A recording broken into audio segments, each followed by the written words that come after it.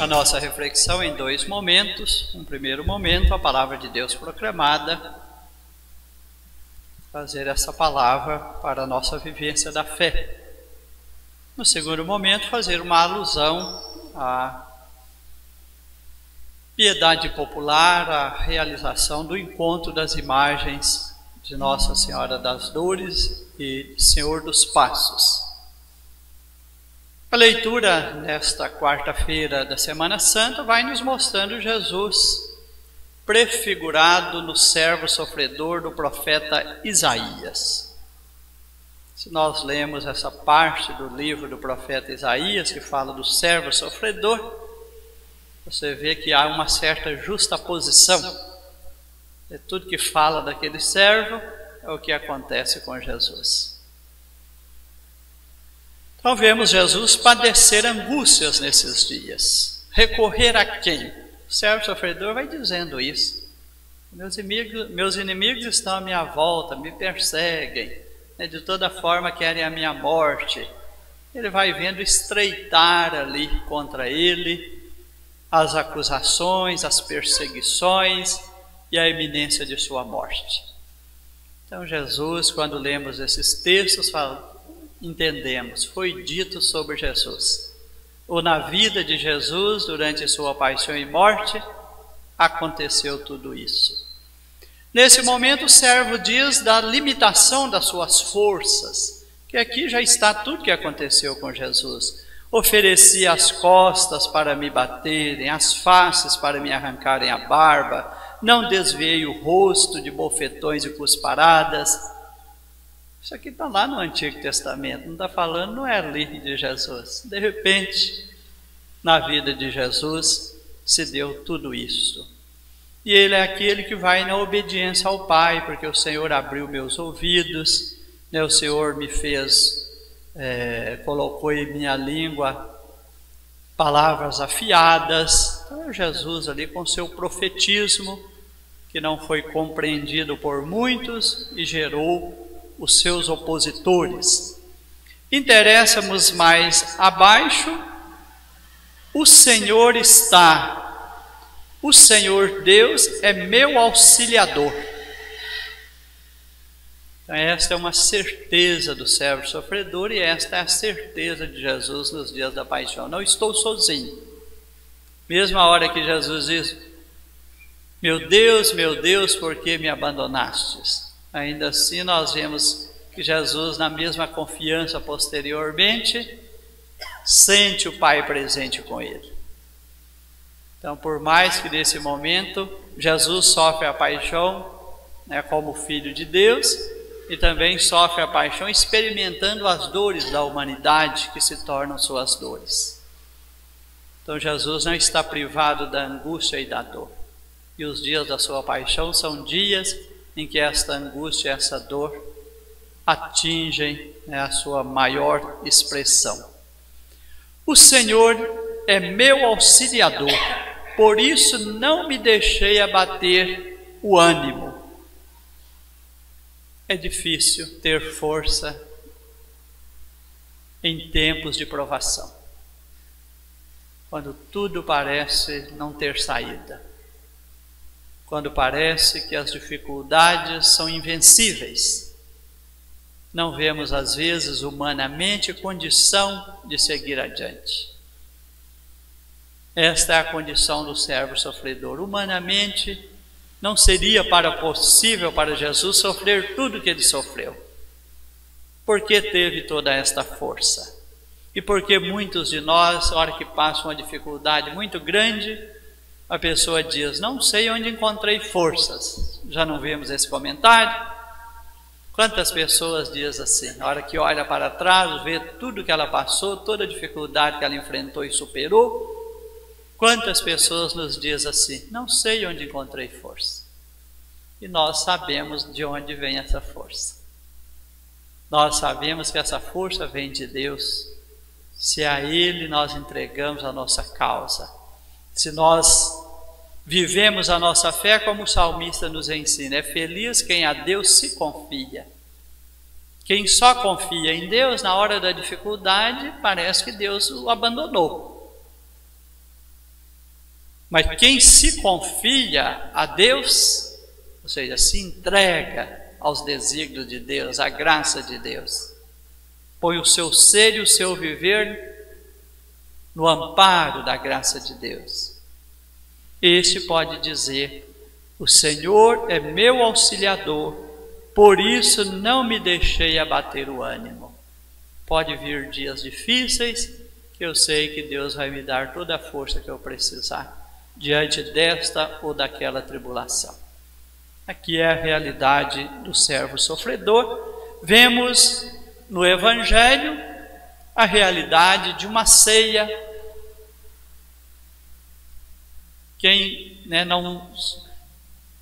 Quando pensamos em uma ceia, pensamos num momento bom, um momento alegre, um momento feliz, um momento de convivência, um momento de partilha entre pessoas que estão sentadas à mesma mesa.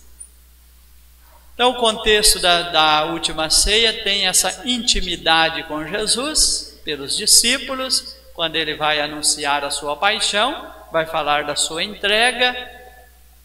E há nesta ceia também, nesse momento, a traição de Judas. Aquele que põe a mão comigo no prato. É muito lamentável ter alguém que tem o acesso à nossa mesa, poder pôr a mão conosco no prato, mas ser um traidor. Então Jesus tem ali a fraqueza humana representada em Judas. Essa é uma das tristes faces da fraqueza humana. Quando a fraqueza humana se chama traição. Quando eu não fui capaz de ser leal. Quando a pessoa depositou em mim uma confiança e eu não fui capaz de honrar. Isso chama traição. E a confiança que foi depositada em mim, foi dada a mim, eu não soube honrá-la. Daí vem a traição. E para dizer que o ser cristão é um desafio de todo dia, prefigurado também nesses apóstolos, desses momentos finais da vida de Jesus, está a nossa humanidade a ser libertada. E uma das libertações que Jesus quer nos dar é dessa fraqueza humana. Essa fraqueza humana chamada falta de lealdade. Essa fraqueza humana chamada traição. Então, quando Judas sai do grupo devido à traição, é para Jesus dizer que ele vai levar para a cruz também essa fraqueza nossa. E nós precisamos buscar nele a força que ele demonstra diante do Pai. Jesus fala da sua intimidade com o Pai e é leal, é fiel. O que a primeira leitura está dizendo? Justamente dessa fidelidade do servo sofredor. Judas não foi capaz de entrar nos dias da paixão do Senhor. Traiu antes. E se fosse para experimentar esses dias de provação? Então, que não haja em nós cristãos, por motivo algum, por circunstância qualquer, esta fraqueza cuja resposta seja a traição, a falta de lealdade. O cristão é chamado a ser autêntico na sua vida de fé, custe o que custar. Não podemos fazer barganhas, não podemos vender a nossa fé por 30 moedas. Não podemos vender o nosso discipulado de Cristo por 30 moedas de prata, por alguma coisa que seja do nosso interesse imediato. E vamos pensando aí no nosso dia a dia, em que momentos, dependendo do que aceitamos e achamos normal, e talvez estejamos vendendo a nossa fé por 30 moedas de prata, deixando de ser um cristão autêntico para tirar algum interesse nas propostas desse mundo. Judas se iludiu com 30 moedas de prata. Quanto me dareis para trair Jesus? Combinaram com ele 30 moedas de prata. Mas isso aqui é bom ver na Bíblia depois, que foi a venda de José do Egito. Os irmãos, por inveja, venderam José. O Evangelho de domingo falou que Pilatos bem sabia que tinha vendido Jesus, que eles tinham entregado Jesus por inveja. A moeda, os irmãos venderam José por 30. Judas vende Jesus, é o irmão que deixou de ser irmão por inveja, vende o seu irmão por algumas moedas. E Jesus é esse que vai primeiro para o Egito para depois amparar seus irmãos, quando lá chegarem em tempo de fome. Jesus, após sofrer a paixão, é quem vai primeiro para a casa do Pai. Para onde vou não podeis ir agora. Ele vai primeiro, depois ele vai se tornar o dispenseiro dos bens do céu para nós. Ele está lá junto do Pai. Nesses dias é bom ler a carta aos Hebreus, que ela fala do sacerdócio de Jesus, fala de Jesus dentro do Pai, o santificado, o santificante e os santificados. Ele que vai primeiro e lá dispensa para nós o sumo sacerdote, né, que dispensa os dons do céu a nosso favor. É José do Egito, é Jesus. As duas pessoas coincidem, como nós buscamos também uma pátria definitiva, um lugar onde possamos saciar plenamente. É na glória do Pai. Até lá chegarmos, nós vamos continuar nesta mesa, que já é prenúncio da mesa da casa do Pai. Tenhamos o cuidado para não estarmos diante desta mesa como Judas, aquele que põe a mão no mesmo prato de Jesus, mas o trai. Então, que possamos honrar com o nosso testemunho cada Eucaristia celebrada. Não só rezando bem a liturgia, mas levando essa liturgia na nossa vida para ser vivida e testemunhada. Vemos aqui a cena das duas imagens, como mencionei no início da Santa Missa, e com pesar digo isso também, ainda não conheço uma Semana Santa nesta Diocese de Sete Lagoas, porque desde que aqui cheguei com a missão de ser o seu bispo diocesano, em agosto do ano passado, nós vivemos tempo de pandemia, que tem nos gerado muitas restrições, de realizar as nossas atividades religiosas com a sua normalidade. Mas estamos procurando fazer bem feito aquilo que é possível fazer. Então estamos aqui no transcorrer da Semana Santa, nessa missão que temos de respeitar a nossa vida e saúde, e respeitar a vida e saúde dos outros, e também considerando que somos chamados a observar os decretos municipais, nos permite ou nos autoriza realizar nas igrejas celebrações com participação reduzida de fiéis, e realizar procissão nesse tempo significaria aglomerações. Então não é tempo de aglomeração, porque temos que cuidar e respeitar a nossa saúde, respeitar a saúde e a vida do outro. Então não é tempo de aglomerar na pandemia. Monsenhor Ilso, antes da celebração, comentava: hoje estaríamos saindo com a imagem de Senhor dos Passos da paróquia São Geraldo e com a imagem de Nossa Senhora das Dores da paróquia São Pedro, e faríamos aqui o grande encontro no largo detrás da matriz, onde se daria essa cerimônia piedosa do encontro. Vemos a cena do Calvário. Maria encontra seu filho Jesus. É o encontro que nós podemos chamar de consolação. Tudo ali era dor. Dor no coração de Maria, dor no corpo todo de Jesus, em todo o seu ser. Jesus sobe o Calvário com a pesada cruz. Poucos estão ali para dar alívio a Jesus. Conhecemos 3 alívios no caminho do Calvário. 3 alívios que foram muito importantes. Quem sofre espera muito que alguém aproxime para dar algum alívio.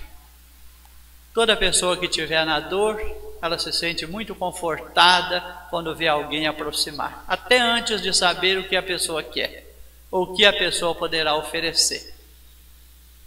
Temos os encontros do Calvário que dão alívio a Jesus. Cirineu carrega a cruz, Verônica enxuga o rosto, E Maria, pouco se diz da grandeza desse encontro no Evangelho. Muito provavelmente, o que se deu foram entreolharam. Maria olhou na direção de Jesus, Jesus olhou na direção de Maria. O alento se deu aí. Jesus sentir sua mãe próxima, se ver alcançado pelo olhar de sua mãe, num momento de tanta dor. Não sabemos quem teve mais força naquele momento e quem se sentiu mais fortalecido. Se foi Maria, ainda que com o coração cortado de dor, ver seu filho fazendo esse caminho, porque está agindo por amor. Maria tem consciência da inocência de Jesus. Maria já tem consciência da missão de Jesus. Maria sabe que Jesus faz esse caminho não por si, mas faz por toda a humanidade. É um caminho de amor que Jesus está fazendo, um caminho de amor feito na dor. É assim que Jesus sobe o Calvário. Na dor, mas com amor. Não na revolta.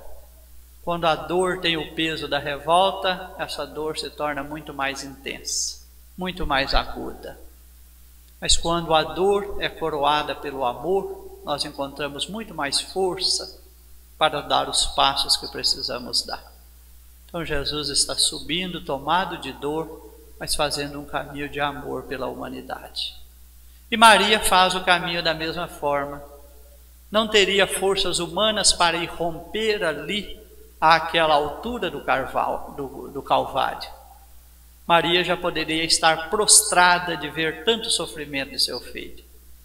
Mas ela encontra força e vai ao encontro do filho, para levar a ele um alento, para que ele continue até o alto do Calvário, levando a sua missão até o cimo da cruz. Então é assim que Maria vai ao encontro de Jesus, sabendo que ela não pode resolver, sabendo que ela não teria condição de tirar a cruz dos ombros de Jesus, sabendo que ela seria retida pelas guardas que estavam ali sujigando e torturando Jesus. Ela bem sabia que não poderia parar o cortejo e dar outro rumo para as coisas. Mas isso não impediu que Maria fosse com firmeza na direção de Jesus. Talvez tenha tido que romper muitas resistências, tivesse que ter clamado muito para que pudesse chegar um pouco mais próximo, ainda que não pudesse tocar nele, mas ao menos olhar na direção dele. E nesse momento o olhar de Maria e o olhar de Jesus se encontram e dá grande conforto e alento aos dois. Quero associar isso ao momento de pandemia. O que nos tem valido muito nesse tempo de pandemia? Tempo em que estamos impedidos de tocar, de abraçar, de estar mais junto fisicamente do outro. O que nós temos tido de mais precioso nesse tempo de pandemia? Olhar. É o olhar por cima da máscara, que tem sido o nosso principal meio de comunicação nesse tempo de pandemia. Tem gente que acha que é o meio virtual das redes sociais. Não é. Essa é só uma ferramenta. E ainda que seja usando uma rede social, o que você mostra para o outro é o seu olhar para ele. A sua proximidade ao outro se dá pelo olhar. E a pessoa sabe quando você está olhando com alegria, quando você está olhando com preocupação, quando você está olhando com tristeza. A pessoa sabe. A pessoa sabe quando você está olhando com decepção. A pessoa sabe quando você está olhando com preconceito, com discriminação. A campanha da fraternidade está dizendo dessas coisas. É preciso desconstruir barreiras e construir pontes. Desconstruir muros e construir pontes. Isso começa no olhar. Eu preciso mudar o meu jeito de olhar o outro, para que eu possa aproximar mais dele, tocar, abraçar. Quando eu olho o outro com preconceito, quando eu olho o outro com discriminação, seja por que razão for, isso já cria uma barreira. Isso não permite que eu toque as mãos dele. Isso não permite um abraço. O olhar é a porta de entrada. Nós entramos na vida do outro pelo olhar. ou deixamos de entrar na vida do outro pelo olhar. Então vamos valorizar mais a dimensão do olhar, né? Tem uma parte de uma oração da igreja que eu acho bonito, que diz que a palavra de Deus purifica o nosso olhar. É curioso, né? A gente acha que a palavra tem a ver com os ouvidos, mas a palavra muda, purifica o olhar. Porque se eu coloco os valores do Evangelho no meu coração, eu vou olhar com esses valores. E vou olhar sem discriminação, sem preconceito, sem rejeição. Vou olhar com fraternidade, vou olhar com amorosidade, vou olhar com respeito, vou olhar com desejo de encontrar, eu vou olhar com espírito de partilha. É esse olhar que nós temos que construir entre nós a cada dia. E o encontro do Calvário é caracterizado pelo olhar. Que lembrando a campanha da fraternidade desse ano, que nós possamos repensar o nosso olhar. Como temos olhado uns para os outros? O olhar tem representado a aceitação e o respeito pelo outro? Ou o olhar tem representado resistência, desamor, ódio e tantas outras coisas? Que o nosso olhar seja o olhar de Maria para Jesus e de Jesus para Maria. Esse olhar do Calvário, esse olhar do encontro, que é o chamado olhar da amorosidade. E é esta a proposta da campanha da fraternidade desse ano. A oração diz: nas veredas da amorosidade. E esta vereda da amorosidade, que melhora as nossas relações, ela tem o seu ponto de partida no olhar.